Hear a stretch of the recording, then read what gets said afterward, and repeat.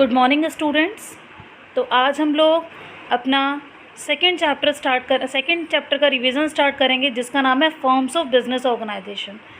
Forms of business organisation में सबसे पहला कि बिजनेस ऑर्गेनाइजेशन क्या है। The business enterprises of an organisation which is required from some business और कॉमर्शियल एक्टिविटीज़। ठीक है, every business enterprise to separate and distance unit of the business. ठीक है, सबके अपने जितने भी बिज़नेस होते हैं, जैसे सोल प्रोपराइटर, ठीक है, पार्टनरशिप, सबके अपने अपने अलग अलग स्ट्रैटेजीज़ होती हैं। तो बेटा हम लोगों ने देखा है कि जो भी हमारे बिज़नेस एंटरप्राइज़ हैं उनको 3 कैटेगरीज़ में डिवाइड करा गया है। पहला है प्राइवेट सेक्टर एंटरप्राइज़, सेकंड है हमारा public sector enterprise and third one है जॉइंट सेक्टर एंटरप्राइज़।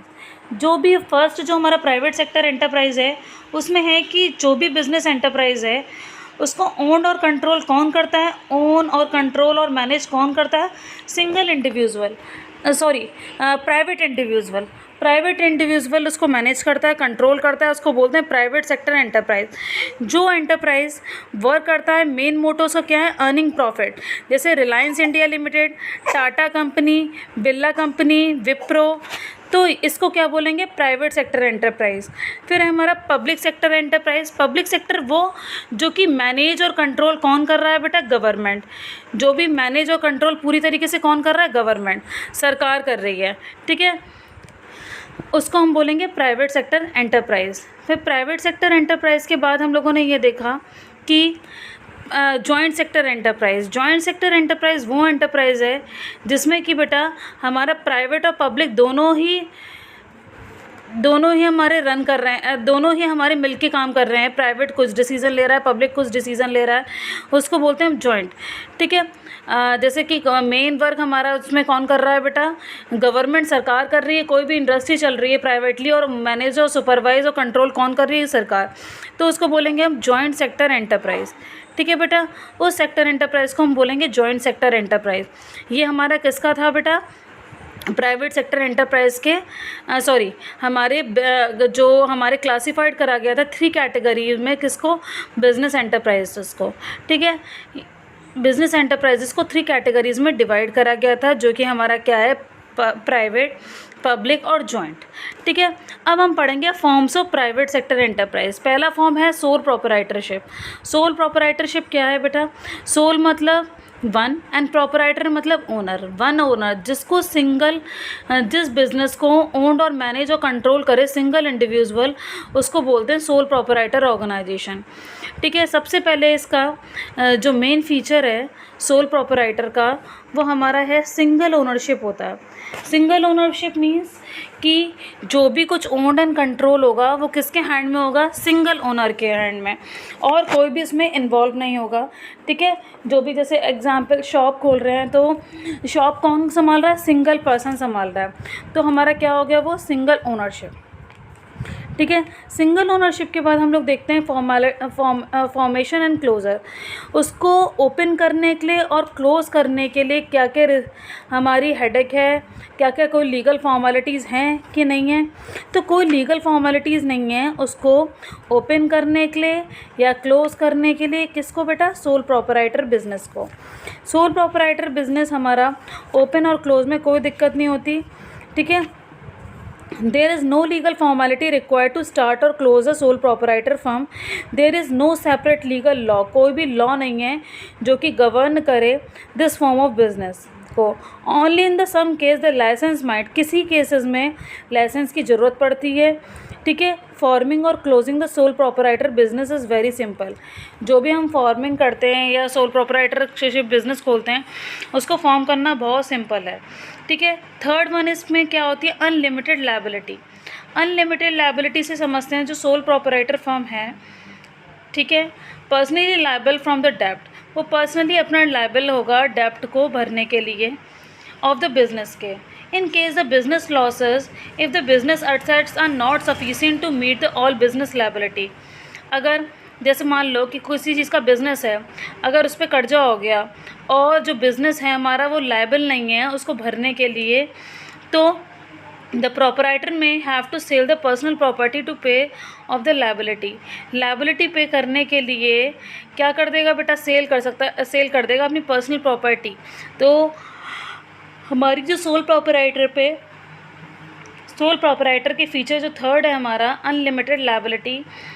तो सोल प्रोपराइटर की लायबिलिटी कैसी है, अनलिमिटेड, और सारा रिस्क कौन बेयर करता है, हमारा सोल प्रोपराइटर। ठीक है, तो 3 फीचर हो गए बेटा हमारे, single ownership, formation and closure और अनलिमिटेड लायबिलिटी। जो हमारा थर्ड फीचर है बेटा, फोर्थ फीचर है वो हमारा है कि इंडिविजुअल रिस्क बेयरिंग और प्रॉफिट रिसेप्टेंस। जो भी सारा रिस्क होता है बेटा वो सिंगल इंडिविजुअल ही बेयर करता है। The sole beneficiary of all the rewards if one individual only. Sole proprietor the whole risk is borne by the single individual. जितना भी रिस्क होता है सोल प्रोपराइटर में, सिंगल पर्सन ही इस चीज़ को करता है कि सिंगल पर्सन को ही सारा रिस्क बेयर करना पड़ता है सोल प्रोपराइटरशिप फर्म में। ठीक है, सिंगल इंडिविजुअल ही उसको बेयर करेगा। फिर देखा गया बेटा the sole beneficiary of the reward is one individual only. Like if there is a losses he and she alone to bear them. कोई भी लॉसेस होगा तो वो ही सब कुछ बियर करेगा जितना भी लॉसेस हो रहा है हमारी कंपनी में। ठीक है, he and she alone bear this risk of business. Fifth one है हमारा one man control. One man control में क्या है, जो प्रोपराइटर है sole owner of the firm का is full control over it. ठीक है, जो प्रोपराइटर है हमारा उसी पे पूरे एक तरीके से कंट्रोल, सारे फर्म का कंट्रोल है। ठीक है, एक ही मैन कंट्रोल ऑल किसी control. The ownership and management lies to the hand of one person only. जो भी कोई ओनरशिप है वो एक ही पर्सन की है। Some person or managed may be employed to help the owner but ultimate control lies to the sole trader himself. हम अपनी हेल्प के लिए किसी वर्कर को रख सकते हैं पर अल्टीमेटली सारा कुछ कंट्रोल और मैनेज कौन करेगा बेटा, हमारा वन मैन जो हमारा ओनर है। No separate legal entity.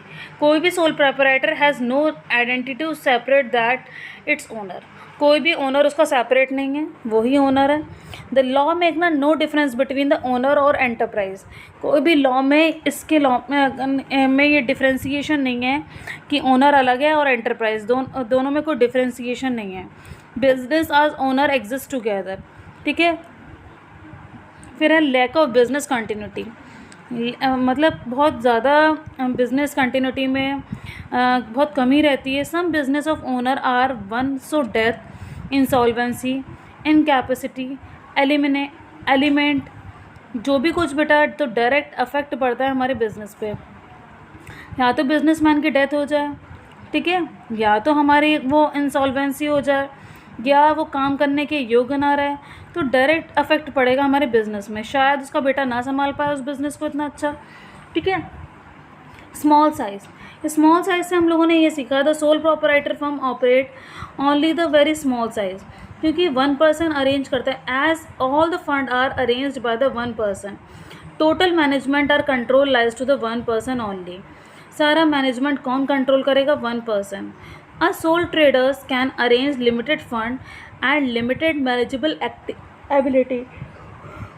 तो सोल प्रोपराइटर एक इसका ड्रॉबैक हुआ कि जितना भी जो सोल ट्रेडर है एक ही इंसान संभाल रहा है उस बिज़नेस को, तो लिमिटेड फंड इन्वेस्ट हो पाएगा, कम पैसा, क्योंकि एक पर्सन अरेंज तो इतना ज़्यादा पैसा नहीं कर पाएगा, और जो भी कुछ एबिलिटी हैं, स्किल्स वगैरह, टैलेंट है, वो एक ही पर्सन के, ठीक है, लगेंगे। तो there is a scale of operation is generally limited. तो उसका स्केल ऑफ ऑपरेशन क्या है, जनरली लिमिटेड है। ठीक है, मेरिट और एडवांटेज क्या है बेटा सोल प्रोपराइटर फर्म के। सबसे पहले मेरिट और एडवांटेज है क्विक डिसीजन। ठीक है, sole proprietorship firm all the decision are taken to the proprietor himself. सारा डिसीजन कौन ले लेता है बेटा, प्रोपराइटर। ठीक है, तो he is not supposed to consult anyone and waste time. तो क्या कहते हैं, हम किसी से भी कंसल्ट नहीं करना पड़ता और ना ही हमारा टाइम वेस्ट होता है। By quick decision immediate action can be taken with which bring flexibility of operation. तो क्विक डिसीजन होता है इससे और इमीडिएट एक्शन ले सकते हैं हम, तो फ्लेक्सिबिलिटी रहती है हमारे ऑपरेशन में। There are no delay and business can quickly adapt itself the changing environment. तो बेटा कोई भी डिसीज़न हमारा डिले नहीं होता है इसमें, और बिज़नेस जो है, बिज़नेस हमारा चल रहा है, can quickly adopt itself, business हमारा क्विकली अडॉप्ट कर लेता है जो भी कोई हमारे चेंजेस आती है एनवायरनमेंट में। कॉन्फिडेंटली मतलब है इसका सोल प्रोपराइटर का merit, sole proprietor is not expected to share and his secret with others. जो सोल प्रोपराइटर होता है वो अपने सीक्रेट्स शेयर नहीं करता किसी के संग भी। There is no legal compulsion of social proprietor publish to his account. तो ऐसा कोई कंपल्सरी नहीं है कि जो सोल प्रोपराइटर है वो अपने अकाउंट पब्लिश करे। All the decision are taken by the proprietor. सारे डिसीजन कौन लेता है? Proprietor. So it become easy to him to maintaining secrecy and get better competitive strength. तो कंपटीशन बहुत अच्छा क्रिएट कर सकता है वो, और बहुत अच्छी तरीके से अपने मैनेज कर सकता है, क्योंकि सारे सीक्रेट्स उसके कुछ भी शेयर नहीं होते किसी भी फर्म तक। डायरेक्ट इंसेंटिव एफर्ट और रिवार्ड उसको साथ में ही मिल जाता है। In the sole proprietor firm there is direct relationship between the effort and reward, which means if proprietor put extra effort then profit increase and proprietor get extra income. So proprietor is always motivated to extra work get extra reward. Proprietor अगर ज़्यादा काम करेगा तो उसको extra reward मिलेगा, ठीक है। Sense of accomplishment, there is a personal satisfaction involved to the working from oneself and the success of business, not only the contribution of self satisfaction but also instill to individual a sense of accomplishment of the confidence. वो एक तरीके से person working oneself the success of business is not only contribute. मतलब ये नहीं है कि हमारी बिजनेस की सक्सेस इसी से नहीं होती कि सेल्फ सेटिस्फैक्शन हो, बल्कि इससे और होगी कि इंडिविजुअल का सेंस ऑफ अनकम्प्लिशमेंट कॉन्फिडेंस हमारा बढ़ना चाहिए। क्यों? क्योंकि अगर हम पर्सनल सेलिंग करेंगे तो हमारे को पता चलेगा कि कस्टमर क्या चाहता है, कस्टमर की क्या डिमांड है और कस्टमर कितना सेटिस्फाइड हुआ है हमारे प्रोडक्ट से, ठीक है। अब इसके बाद क्या है बेटा? Easy to form and dissolve. Sole proprietor organisation वो ईजी टू फॉर्म है, कोई लीगल फॉर्मेलिटीज़ इन्वॉल्व नहीं है। Setting up the type of organisation, it is not governed by any specific law. कोई भी स्पेसिफिक लॉ से नहीं है हमारा ये sole proprietorship firm. The sole proprietor can close the business when ever he desire without any legal formalities. जब भी sole proprietor का बिज़नेस वो बंद करना चाहता है तो वो बिल्कुल बंद कर सकता है जब उसकी इच्छा हो, ठीक है। It can be closed by the paying back it डेप्ट। अब डेप्ट अपना जितना भी कर्जा है भर के, ठीक है, वो अपना क्लोज कर सकता है। डीमेरिट्स और डिसएडवांटेज क्या हैं सोल प्रोपराइटर फर्म के? पहली बात, लिमिटेड रिसोर्सेज होते हैं। In sole proprietor firm finance is supplied by the proprietor himself. सारा भी फाइनेंस फंड कौन इकट्ठा करता है? Sole proprietor. From the wealth of the borrowing, जो उसके पास पैसा होता है, और बोरोइंग उधार लेकर जो भी कुछ उससे अरेंज करना है उसको खुद ही करना है, ठीक है। There is a limited credit raising capacity of the single person. और एक सिंगल पर्सन कितना उधार ले सकता है? ज़्यादा तो ले नहीं सकता, ठीक है। The reduce of the scope of business growth, और एक तरीके से सोल प्रोपराइटरशिप रिड्यूस करता है हमारी बिजनेस ग्रोथ को, ठीक है। The fund are not sufficient from medium scale और लार्ज स्केल बिजनेस, ठीक है। सेकेंड वन है हमारा limited life of business. The survival and continuity of sole proprietor firm depend upon one person only. जो survive है और continuity है sole proprietor firm की, वो वन पर्सन पे डिपेंड है only. If the proprietor fell ill, अगर proprietor को कोई भी बीमार पड़ता है, बिकम दैम द बिजनेस में कम टू एन एंड। अगर बिल्कुल योग्य नहीं है बिज़नेस संभालने के लिए तो हमारा बिज़नेस का क्या हो जाता है बेटा? एंड हो जाता है, ठीक है। बिज़नेस हमारा कंटिन्यू रन नहीं कर पाता। 2 मेरिट्स पढ़ लिए हम लोगों ने, कौन कौन से? लिमिटेड रिसोर्सेज और बेटा कौन सा है? लिमिटेड लाइफ ऑफ बिज़नेस, ठीक है। लिमिटेड लाइफ ऑफ बिज़नेस के बाद हम पढ़ेंगे कि हमारे अनलिमिटेड लायबिलिटी। अनलिमिटेड लायबिलिटी में क्या है बेटा कि हमारी जो सोल प्रोपराइटर है उसकी लायबिलिटी क्या है, अनलिमिटेड है। जैसे कैसे, the sole proprietor is personally liable to डेप्ट, ठीक है, पर्सनली लायबल होता है डेप्ट को पे करने के लिए। In the case heavy losses the proprietor will not lose all the business assets, मतलब जो सारा लॉस बिजनेस असेट से नहीं भरा जा सकता, but may be sell the personal property, बेचनी पड़ती है उसको टू पे हिज डेप्ट को भरने के लिए। फिर क्या है बेटा, फोर्थ है हमारा लिमिटेड मार्जिनेबल स्किल। जो सोल प्रोपराइटर फर्म है सारी एक्टिविटीज़ परफॉर्म करता है single individual. A single individual can not be expert in all the field. कोई भी सिंगल इंडिविजुअल और सिंगल ओनरशिप हर फील्ड में एक्सपर्ट नहीं होता। He may be good salesman but not a good manager. अगर वो अच्छा सेल्समैन है ये तो नहीं है कि वो गुड मैनेजर ही हो। It is difficult to find to all the skill and expertise in one person. तो ऐसा डिफ़िकल्टी है कि ये बात की बहुत ज़्यादा डिफ़िकल्ट है कि हर पर्सन में हर खूबी हो। And all sole proprietor generally can not afford to appoint specialised and expert employees. और सोल प्रोपराइटर में अफोर्ड नहीं कर सकते, वो तो सिंगल बिजनेस है कि स्पेशलाइज्ड और एक्सपर्ट को हम एम्प्लॉय को क्या कहते हैं अपॉइंट करें। The proprietor is overburden with to many task. तो प्रोपराइटर जो सिंगल ओनर होता है उसके पास हमारे बहुत सारे बर्डन होते हैं और टास्क उसके पास बहुत सारे हैं, ठीक है।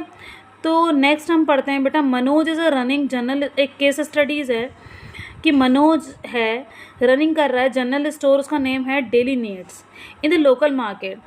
ही take the all the decision business himself. सारे डिसीजन वो खुद ही लेता है without any interference with from other. वो किसी की इंटरफेरेंस नहीं चाहता। And take a profit and reward bearing the full risk, ठीक है, और रिस्क भी बियर करता है, प्रॉफिट भी करता है। तो कौन सा बिजनेस है सोल प्रोपराइटर, उसके 4 फीचर्स लिखने हैं, 4 फीचर लिख सकते हैं। तो बेटा ऐसे क्वेश्चन हमारे पेपर में आते हैं। केस स्टडी से आपको बस समझना है कि क्या क्वेश्चन क्या कह रहा है। जैसे श्रीराम ने स्टार्टेड करी कन्फेक्शनरी फ्यू ईयर्स बैक। तो due to the continue losses हो रहा था उनके बिजनेस में, decided to close a business. उन्होंने कहा कि डिसाइड करा कि क्लोज करेंगे business. He no 4 lakh to the supplier who had to take in on credit.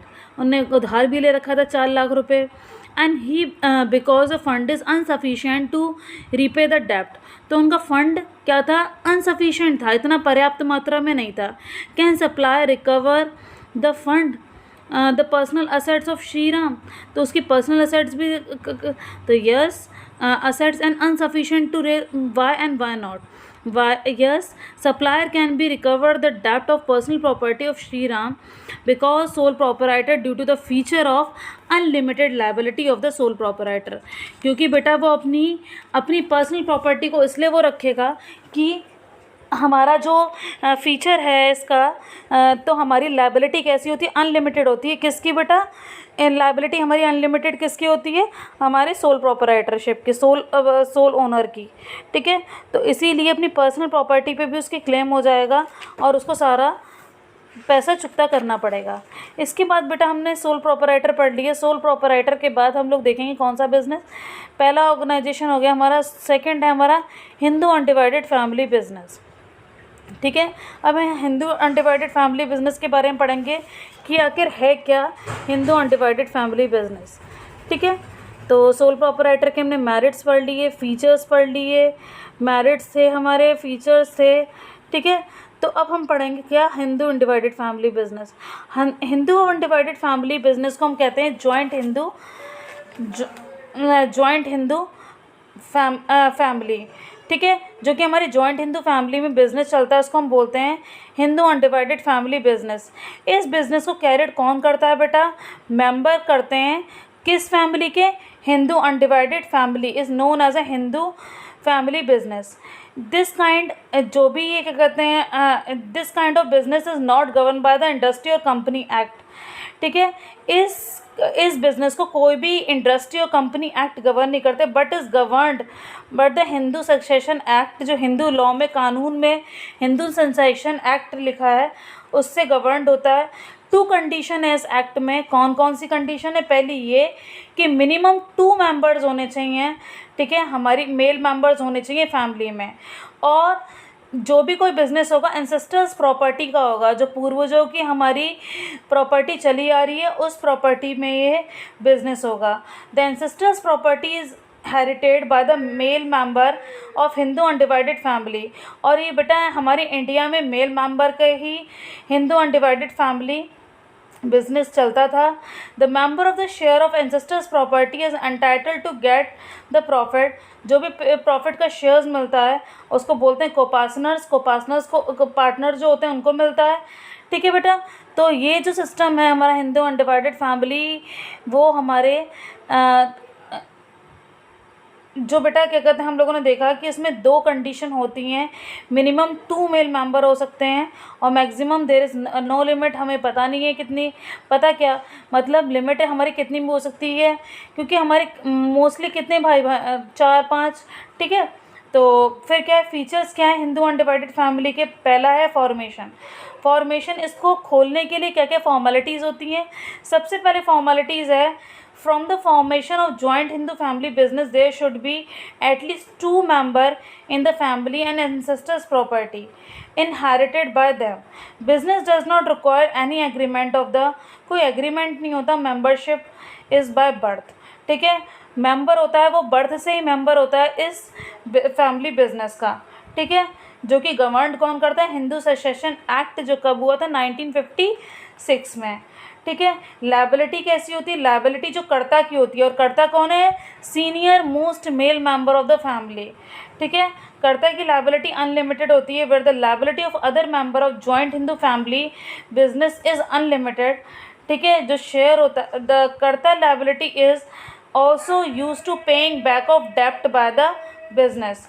तो कर्ता की लायबिलिटी हमारी अनलिमिटेड होती है। तो आपको पता है अनलिमिटेड लायबिलिटी जिसकी होती है उसको, उसके ऊपर बहुत ज़्यादा जिम्मेदारी होती है, डेप्ट उसको चुकता करना पड़ता है। और अगर अब में क्या कहते हैं नहीं हो पाया डेप्ट चुकता बिजनेस की प्रॉपर्टी से, तो उसकी अपनी पर्सनल प्रॉपर्टी पे क्लेम होता है। कंट्रोल कौन करता है? ऐसे बिजनेस को पूरी तरीके से control, joint Hindu family business को मैनेज और कंट्रोल कौन करता है? सीनियर मोस्ट मेल मेंबर, जो कि हमारा कौन है? Karta. Only the karta is legal right to enter the contract with outsider. Karta को ही पूरा राइट है कि वो जो आउटसाइडर को रख सकता है, एंड ही ओनली आउटसाइडर से डील कर सकता है। He only take all the decision of the business, सारे बिजनेस डिसीजन लेता है। Other member have right to take decision the management of the, other member भी डिसीजन ले सकते हैं, कंसल्ट कर सकते हैं। Other member have no right to take decision. Other member को बिल्कुल राइट नहीं है डिसीजन लेने का। ओनली किसको राइट है बेटा? कर्ता को डिसीजन लेने का। फिर है हमारा माइनर मेंबर। माइनर मेंबर कौन है इसमें बेटा? जो हमारा in joint Hindu family business child become a member of the birth only, ठीक है, वो जन्म से ही मेंबर हो जाता है। There is no restriction of minor become a member of the business. कोई रिस्ट्रिक्शन नहीं है कि माइनर हमारा मेंबर है इस बिज़नेस में, ठीक है बेटा। तो आज हम लोगों ने कौन कौन से बेटा पढ़े? आज हम लोगों ने पढ़ा, और इसमें एक मिताक्षरा सिस्टम और दयाभाग सिस्टम और चलता है, जो कि हमारा जिसमें हमारा मिताक्षरा और दयाभाग में बहुत सारे डिफ्रेंसिएशन है, ठीक है बेटा। फिर अब हम नेक्स्ट क्लास में पार्टनरशिप पढ़ेंगे। पार्टनरशिप के बाद हम फर्स्ट चैप्टर से जो रिमेनिंग टॉपिक रह गए हैं वो पढ़ेंगे, ठीक है। तब तक के लिए goodbye, have a nice.